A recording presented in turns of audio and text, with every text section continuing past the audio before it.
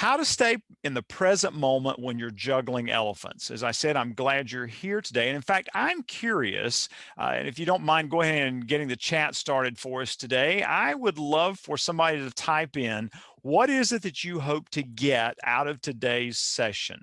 What would be of value to you to get out of our session today? You see the topic, you know what we're talking about. What would be of value for you to get today? Go ahead and give me some answers in the chat, if you would, please. Oh, by the way, those of you who are answering in the chat, some of you will be receiving a gift from me. Tiffany, my assistant, is monitoring the chat, and she will let us know. That first response, tips and reminders on what to do when I feel myself drifting. Tiffany, make sure that person gets a book. And also, I think Jennifer has given a response, reminders of best practices. Heather, how to stay focused with so many distractions with phone and email. Um, and then managing response to multiple demands. Thank you, Kathleen, for your response as well. So thank you. It kind of helps me to know what your expectations are. As we start today, shameless, I guess you'd say promotional on my part, just because I do these each month, and this is the only thing I'm going to say to try to encourage you to utilize my services. I know a lot of you already do, but team coaching, it's something I'm doing more and more of these days because we're finding that teams have been kind of disconnected with all the things that happened last year, and they're trying to find some solid footing and move forward. And so team coaching is something that I've been offering in a little different way over the past few months, and a lot of groups and organizations are finding it of value. It's a great way to address a specific issue or challenge. It's also an opportunity for you, as I said, to reconnect that team, to help them to become more cohesive. At the end of each one of the coaching sessions, we develop an action plan for each person who's a part of that team. And that gives them the chance to go out and practice those things that we talked about in the coaching session. And most importantly, it's a cost-effective way to grow your team. Instead of inviting me in to do perhaps a 2 or 3 hour session, which I'd love to do, but instead of doing something like that, then we do some bite-sized learning based on the goals you've set for our coaching journey. And then we apply those things over a period of 3 to 4 to 6 to 8 weeks, whatever time frame you believe is important. So if you're interested in learning more about team coaching, you see my email at the bottom there, so you can take a look at that. All right, now, to get us started today, I've got some polling questions around this whole idea of being present, okay? And I want to give you an opportunity to give your thoughts here in this way. So let me get that first polling question up, and here it is. What do you notice that takes you out of the present moment most often? And you can give multiple choice answers here. What do you notice takes you out of the present moment most often?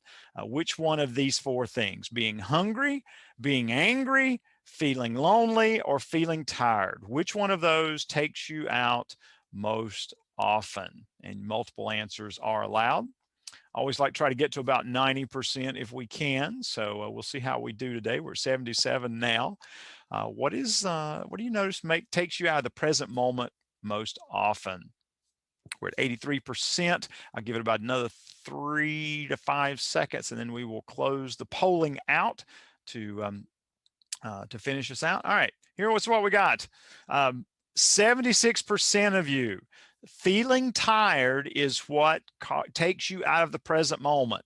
And so that's good to know. I mean, you need to identify what is it that most often takes you out of the present moment. So then that's what you work on. It's easy to notice that you're out of the present moment, but it's even more important to notice what takes you out of the present moment. So let me share these results with you. 76%. And then you have to go back to 47%, being angry. If I'm being honest, which I should be, then this is the one that takes me out of the present moment most often, is just when I'm frustrated or angry about something. I just can't seem to focus on what's in front of me when I'm angry.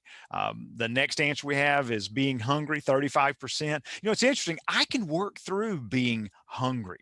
That doesn't stop me, in that way. But then finally, we had the answer of feeling lonely, causes us to be take us out of the present moment. Michael Garland is on board today. Glad to see Michael here today. Michael says, how about just being bored? Yeah, Michael, maybe I need to add a new one there. I've got hungry, angry, lonely, and tired. Got to put bored in there. And you'll understand why I worded them that way in just a moment. But yeah, you're right, Michael. If you're not feeling challenged in some way, then that certainly could affect you as well. So we'll have to add that one. So thank you for sharing your thoughts on that one. Let's go to the second question for today.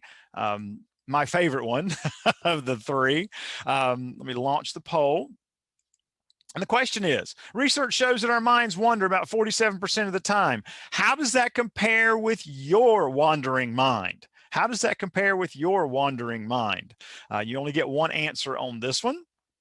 Okay, I'm waiting to see who the sarcastic one. Oh, yes, we have two sarcastic people today. Good, interesting to see on that. So we got two of you who are playing the sarcastic role. We're at about, we're at 94% already. Thank all of you. That's wonderful. Let me go ahead and end the polling, share the results. Number one answer, my mind wanders more than that. Yeah. You'll notice in the information that I put out about this session that research has shown that we only stay in the present moment for about 3 seconds. So if that's the case, I think it's got to be more than 47%. That our minds wander. I know my mind certainly does, especially when I'm so busy. I find that my mind wanders more often because I'm just kind of thinking about things here and there and other places. All right, thank you for your responses there. One more, and then you can go back to the things that you were doing already if you're trying to multitask, which we're going to talk about that a little bit today. Here's the last question for you. What do you find most often takes you out of the present moment? Thoughts about the past or the future, external distractions, or other people? What is it that takes you out of the present moment? What is it that takes you out of the present moment? Okay, we're at 83% right now. I'll give you a few more seconds there. Thank you for those of you who are responding. Thanks, Rochelle Barker. Yeah, many times those external distractions are other people, but I'm breaking them out for a reason. So thank you for sharing that thought. All right, let me go ahead and end the polling, share the results here. Most of you said that it's external distractions. Here's the good news for you. Well, there's lots of good news today about this whole subject of being present. The good news is that if 53% of you say it's external distractions, you've got a lot of control over that. If you think about it, because you can shift yourself, you can take some action to handle those distractions a little more effectively. If it's other people, you're somewhat limited. If it's thoughts about the past or the future, it's just the way we're wired. And we're going to talk about how to address that today. So I'm encouraged because many of you said that it's external distractions because there are ways to address those a little more effectively.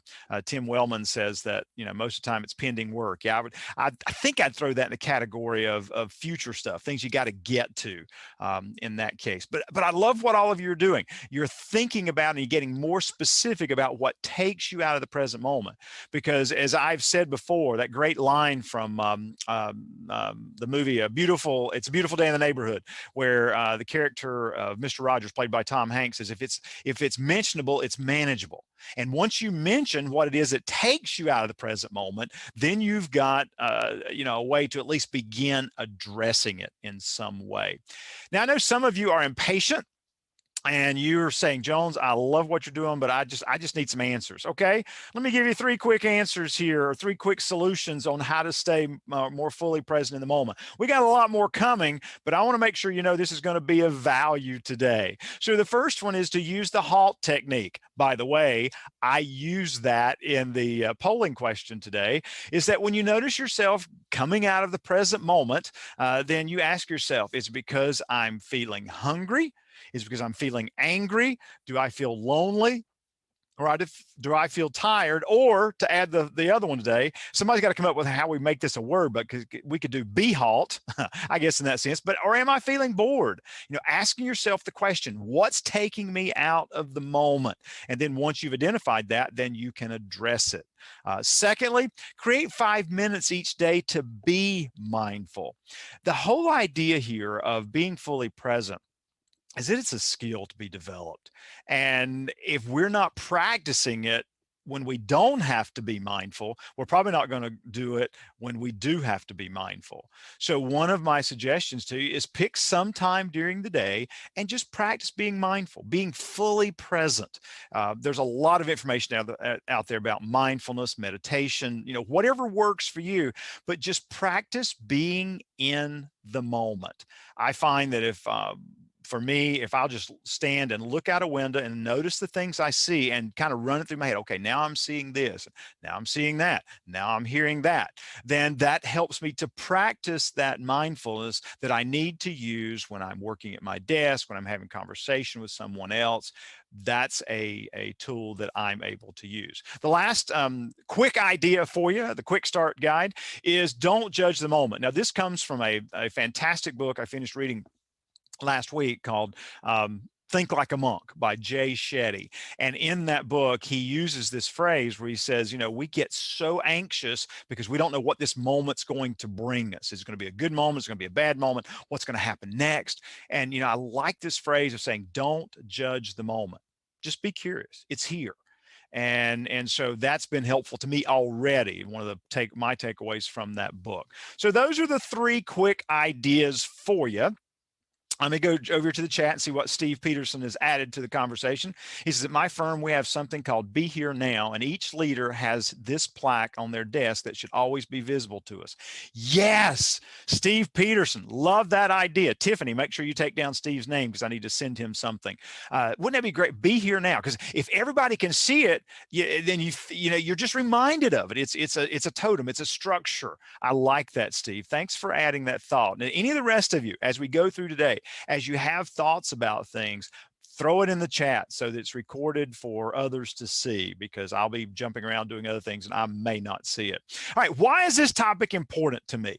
Well, some of you may know I co-authored a book called Juggling Elephants, and it's about when you're struggling with too much to do. And one of the concepts in the book we talk about is the ringmaster cannot be in all 3 rings at once. In other words, if you envision a circus, you can't be in one ring when you need to be in the other one, or if you need to be in the other one. You just got to be in one ring at a time. And I got to playing around with that thought in my head, because here's what I train on when I'm training about, being in the right ring at the right moment is work, self, and relational. But then I thought about, there's another way to look at this. And you got the 3 rings of your mind, and if you're jumping back and forth, it's hard to really fully engage in any one of them. And yes, we know that we should be most fully present in the present ring, but thoughts about the past or anxiety or thoughts about the future take us out of that. And it creates this movement of our mind, which then prevents us from being as productive or as effective as we should be during our day. So that's the history on me thinking about this and going, okay, how do I do better? Just so you know, as I create these sessions each month, usually they're around a topic that I'm really struggling with or want to learn more about. And then I want to share that learning with you so that we can all improve. And so this is the genesis of where that comes from. So here's my first idea. And that is, you got to start your day being present. I'm a huge believer that the morning routine you establish sets the tone for the rest of the day. If you're starting your day, kind of in a nice flow and single tasking on things, then usually your day goes better. But if you're starting the day jumping from one thing to another, you're doing that physically. Well, you're also having to do that mentally, and it causes you to be taken out of the present moment more often during the day because you just started practicing that, and it's hard not to continue in that behavior. Rochelle, miracle morning, my lifesaver right now. Wonderful. Glad to hear that. So here's some suggestions on how to start your day fully present. And the first one to me is the most important. No social media or email. No email unless your job requires that the moment you wake up that you jump into your email. Why do I say that? You know why I'm saying that. You jump over to Facebook and you're kind of flipping through some things. And so then it starts creating in your mind some thoughts about the past or some, thoughts about the future. If you see somebody who's on vacation or doing something, it makes you think, oh, I'm going to be doing that. So now you're thinking about something later, or it's a what is it, Throwback Thursday, which is, hey, today's Thursday, and they show a picture from the past, it makes you start thinking about your past. And hopefully it's been a positive one. But even if it has, still it's taking you out of the present moment. And so then you jump over to Instagram or some other, social media platform, or you get into your email. You're just creating a moment when your mind is already having to practice jumping from one place to another. Is it any wonder you go through the rest of your day that way? I don't check social media until at least 8:30 in the morning. That includes LinkedIn, which is, really important to me as a business platform. But I don't check any of that just because I want my mind fully focused, to be fully aware of what's going on prior to, starting my work day. The second was to go slow. Think about what a rushed morning does for you. It creates that scattered mentality. The third thing that I think is important to start your day is to review your calendar. And as you review it, spend a little time with it, even kind of thinking about, okay, what does that look like? I've got this meeting at 10 a.m. What would it look like for me to be fully present? What do I want to have happen in that meeting? How do I want to be as I go to that meeting? I mean, just kind of thinking about and planning your day in the way you want it, not just, okay, I've got a meeting at 10 and then walking away. Just think, okay, what's that going to look like? And you're doing all this at a time when you've probably got more physical, mental, and emotional energy than you're going to have the rest of the day. So you're probably going to plan it much more effectively than if you don't give it some time and thought now. Finally, the other one there is the idea of commit to staying present. As simplistic as it may sound, just saying, today I commit to being present. Okay. If I was coaching you, I'd say, well, what does being present look like for you? And then you kind of walk through that in your mind. And while this sounds like it takes a lot of time, it doesn't. It might take you 5 minutes to review your calendar and then commit to being present. 5 minutes to invest so you can be more fully present in the busy, busy day you're about to have. So this is the first thing I think is really key. Start your day being present, and you're going to be more likely to stay present throughout the day. Second idea for you today is be aware of where your thoughts are taking you.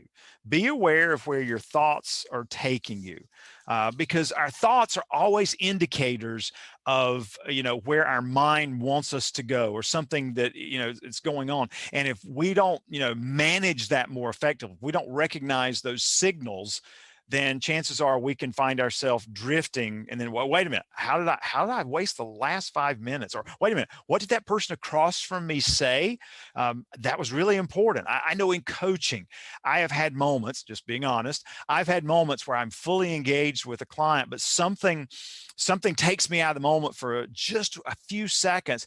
And then that's usually when the client has said something really incredible, something really important that I need to address with them or want to, explore more about. And I missed it because I let my mind go too far before I pulled it back.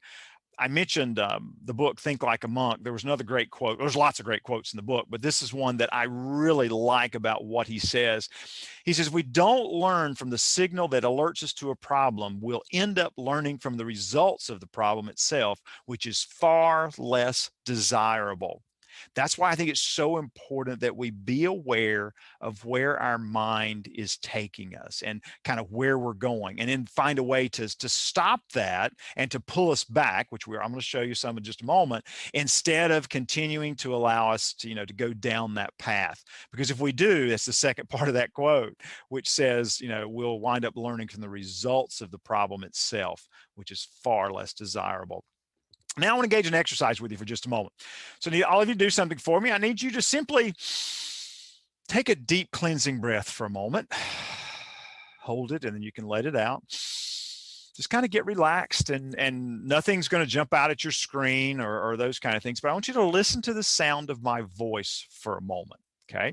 I'm going to give you a phrase, and I just want you to think about it for a few seconds, okay? I just want you to think about it for a few seconds. So here's the phrase, okay? And you just listen, think about it, and then I'm going to give you another phrase in a few seconds. The first phrase, your car.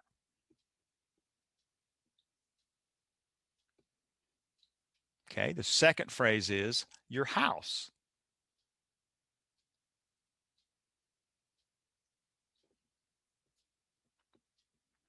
The third phrase, your job.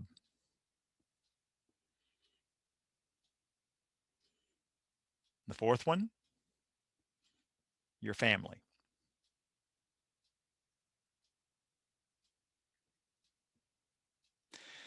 Thank you for participating in that. I know you did because you're great folks. Why did I do that? Each of us goes on an emotional journey, or we can potentially go on an emotional journey every time a new idea or a phrase is comes into our mind, or we hear someone say it, just like I did a moment ago. And let me show you what that journey looks like, and this is based on research. The first place our minds go is that we go to facts. Okay, I remember I started off with your car. Okay, yeah, I have a car. Oh yeah, I got a car. And then if we stay there for a few seconds and we're not careful, then we can start bouncing. Yeah, it's dirty, or yeah, it's got some age on it. Um, yeah, I'd kind of like to have another one, or maybe you kind of get some opinions rolling. Then you get some judgment going, saying, yeah, I don't know if yeah, I think I think I deserve a newer vehicle, or I do need to wash my vehicle. Which, if you're in some parts of the country right now, washing would be ridiculous because of all the weather we're having, bad weather. But you start doing that, then finally you start building up a little anxiety because you start going, well, when am I going to find time to wash it? Or yeah, I really would like to have a new vehicle, but I don't have the money right now. And it's amazing how we start going down this emotional path that takes us out of the moment. As long as we can stay with the facts, then we're fine. But if we stay there and let our minds just kind of wander, which they do at least 47% of the time, according to research, then we'll start moving into places that aren't healthy, and they take us out of the moment. And it takes longer for us to be drawn back to the present. So here's what we do.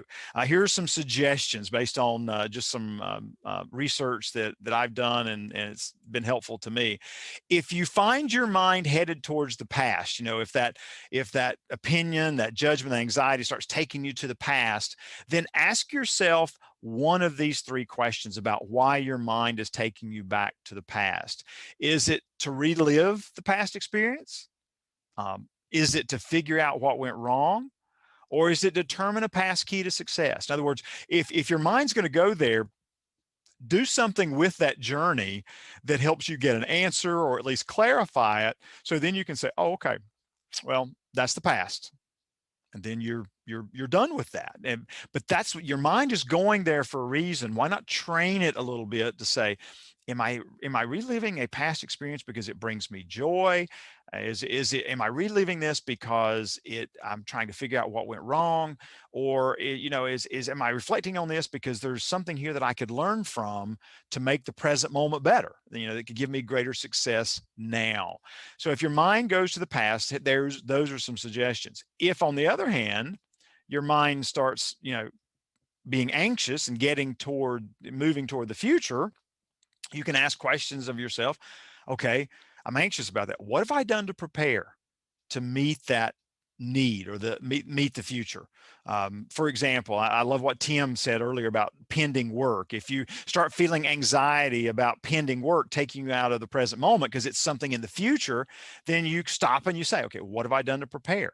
Well, knowing Tim, I know what Tim's done. Tim's created a time block or some time in his day to work on it. What am I doing to prepare? That's where you could catch yourself and say, okay, maybe I'm doing it right now. I'm working on this, and that's going to help me with that. And then finally, if nothing else, if you're anxious about the future, what could I do to prepare? What could I do to prepare? In other words, stop what you're doing, because it's going to take you out of the present moment again if you don't address it and say, you know what? I need to put that on my calendar for tomorrow morning, or I need to make a task list item of this. So then your mind allows you to come back to the present moment because it says, you've got this. You can handle it. Now, let me also say right here, if you're feeling that anxiety about the future, one of the tools that I have talked about a lot, and some of you have heard me talk about it before, I still continue to use it, and it's called quarantining your worry. Quarantining your worry. Love this concept that I learned last year, and especially with everything that was going on, I wanted to make sure that I wasn't always filling my day with worry, because let's face it, there's so much uncertainty, there's so much that we don't know about, and that would cause me to worry about everything from my business to my family's health and safety, to my own well-being. And the idea of quarantining your worry is that you find a place in your day or night that you actually allow yourself to worry. Now, as goofy as that may sound, it works. Why does it work? Because first of all, you give yourself permission to worry.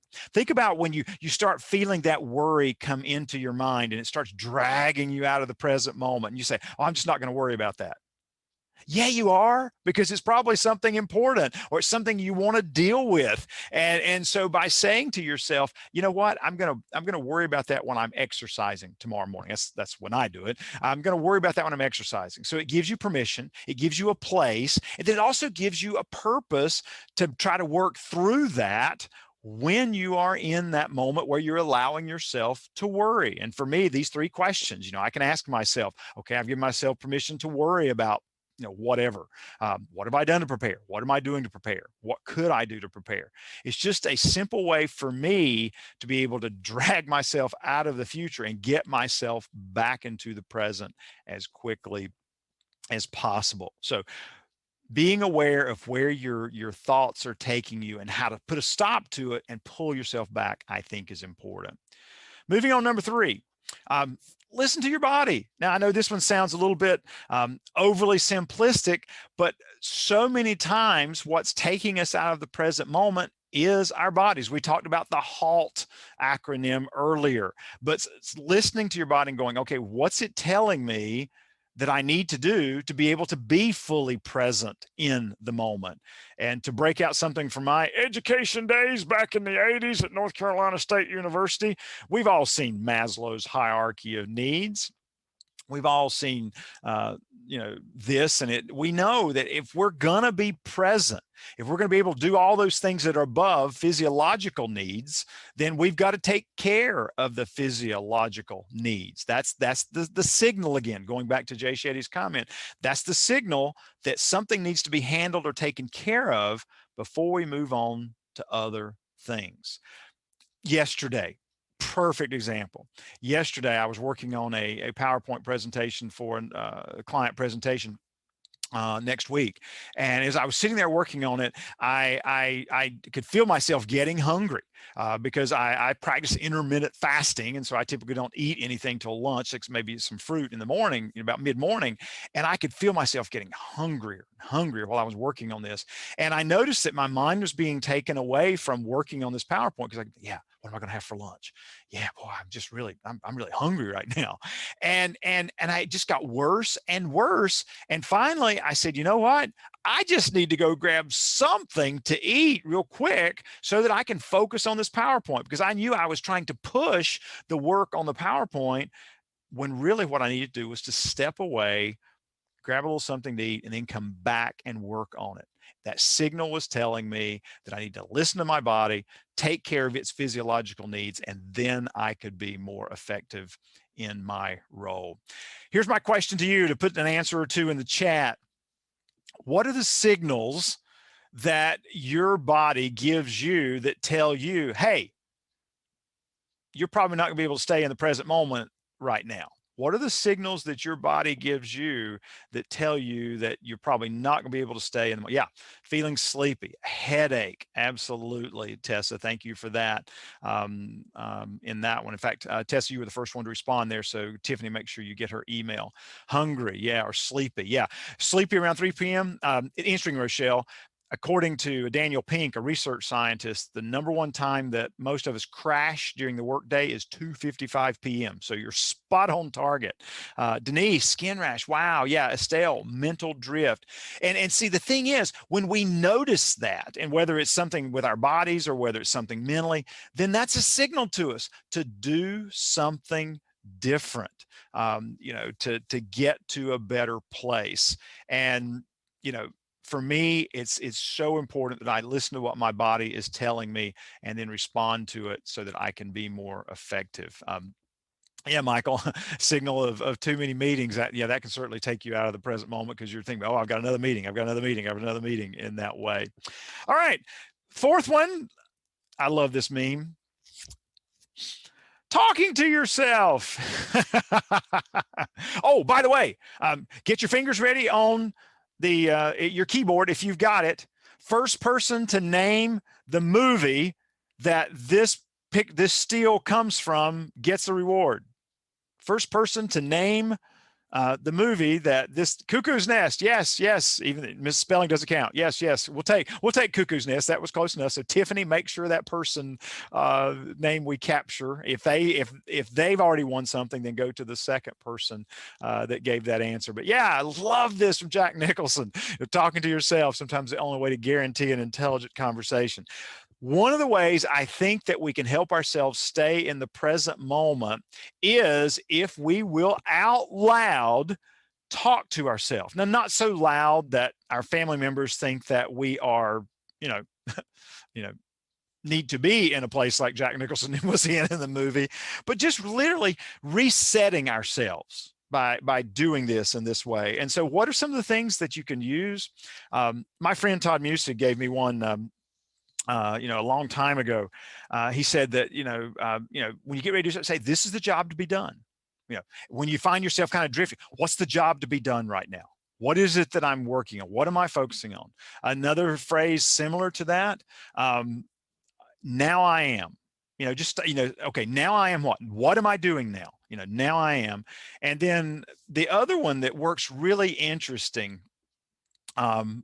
is that you can use this two phrases at the bottom. I am here, this is now. Now, let me show you how this works, okay?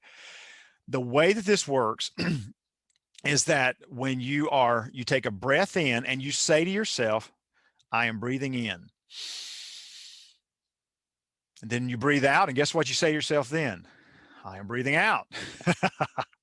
Then the next cycle that you take, you say, I'm here, this is now. So, I mean, it's a process, it's a structure, it's an order, it's a way to pull you back into the present moment. So it's, I'm breathing in, I'm breathing out, I am here, this is now. Just simply to help you focus on the task at hand. Some strategies there for you to use. And I like some of the answers I'm seeing focus in the chat over there, but talking to yourself in whatever terms that you do it does help. Some other thoughts about how we stay fully present in the moment is reframing the moment. One of the things that happens is that we'll get into a moment where we should be fully present, and we start letting our mind drift, or something external distracts us in some way, and we're not in the moment anymore. So we need to immediately reframe the moment. And one of the moments where we find that we need to reframe really often is waiting. And so one of the strategies we can use is when you catch yourself in a moment of waiting, you start feeling yourself drifting, and you just want to mindlessly grab your phone, and it's probably not going to be helpful, is say, I'm not waiting, I am taking a break. I'm not waiting, I am looking at all the unique people that exist in this grocery store. I am thinking about what my favorite thing to do this evening is. But it brings you back to the present moment when you use a phrase like this, and you stop yourself. I'm not waiting, I'm using this moment wisely. And of course, also as an accountability partner to you to help you to use that moment wisely in that way. So reframing the moment, I think, is a strategy we can use. Now, so far, we have talked about how to be fully present with yourself. I want to stop right here and just take a quick time out before I shift gears and talk about being fully present with others. Questions or comments from anybody in the chat about anything we've covered so far, or a question for yourself as it relates to staying fully present in the moment? I've got some other suggestions coming, but I want to just call time out right here and actually take a sip of water, because I got a signal my mouth is dry, and I'm going to be thinking about that instead of being fully focused in this presentation if I don't take a sip of water.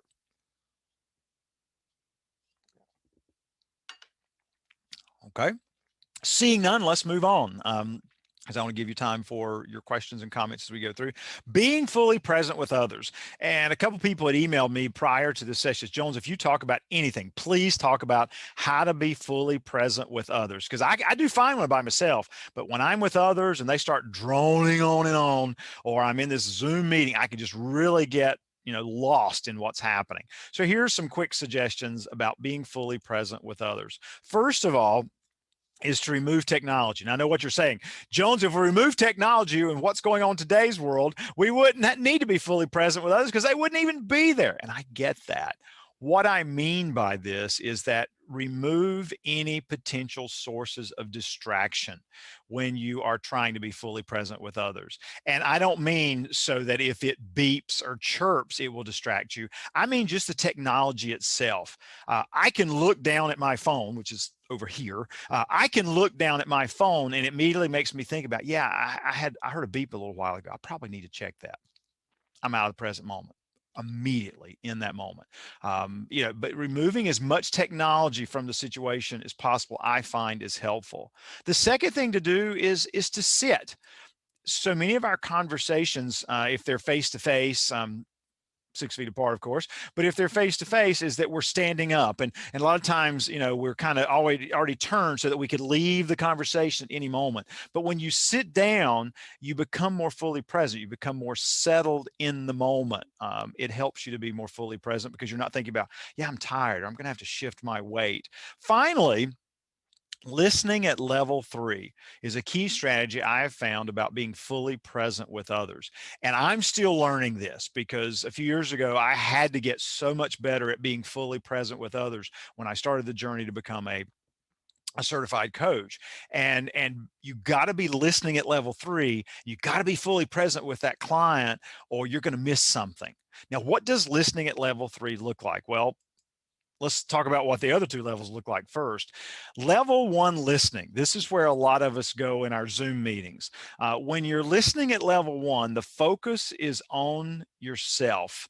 And your purpose is to meet your own needs. And so you're thinking about, external things, you're focusing on anything but the person in front of you. And see, again, if you'll watch for signals, you'll be able to tell when you're listening at level 1. If you are in conversation with someone and you notice more that the heating system is on, or wow, that light over there is really bright, or what is that noise I hear, then you're listening at level 1. You're not paying full attention to the person who's in front of you. Level 2 listening is when you do have a focus on the other person, and your purpose is to listen to their words and their reactions to your response. So, this is better. We're getting close. It's very little about, the external environment. You're unattached to what's going on with you. You're fully focused in the moment. You're listening to that person talk, and you can say things back to them. Now, that's level 2 listening. You say, Jones, how could it get better? Oh, my friend, let me share with you level 3 listening. Level 3 listening is when your focus is on everything about the conversation. You notice the level of energy in their responses. Your focus is on the person, not the situation. And I think that's the driver for me. If I'm in conversation with someone and I'm focusing on them, and the energy they have, or the frustration level they have, or the emotion that I'm sensing they have, then I'm probably at level 3 with them. But if I'm just listening to their words, or if I'm paying attention to other things, I'm not at level 3. And here's the other way you'll know you're at level 3. If you can articulate what they're saying. In other words, if they say something to you and you're able to say, wow, you seem really frustrated about that, then you've been listening at level 3. That's the key of listening. If you're listening at level 3, that's a way to be fully present with others. Now, Steve's given an answer here, and Steve, I like this answer. I turn my phone upside down when in a meeting. It keeps distractions down. Absolutely. Because if it just lights up, everybody else in the room goes, oh yeah, I wonder if I've got a message, or they wonder what that is. But yeah, it's so easy to happen. Now, I'd love to hear from you folks a little bit more. What do you do to stay fully present with that person in conversation? Just like Steve gave us one way to do it, somebody else, what do you do to stay fully present with others in conversation?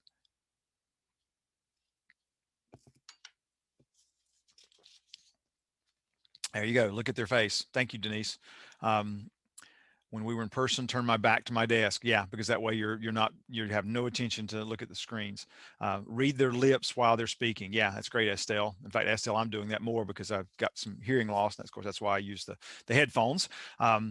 One other thing you can do, if some of you are a little bit uncomfortable looking someone in the eye, my wife taught me this the other day. She was looking at me. She says, "Am I looking at your eyes or not?" I said, "Yeah, you're looking at my eyes." She goes, "No, I'm not. I'm looking at the bridge of your nose." I'm like, wow.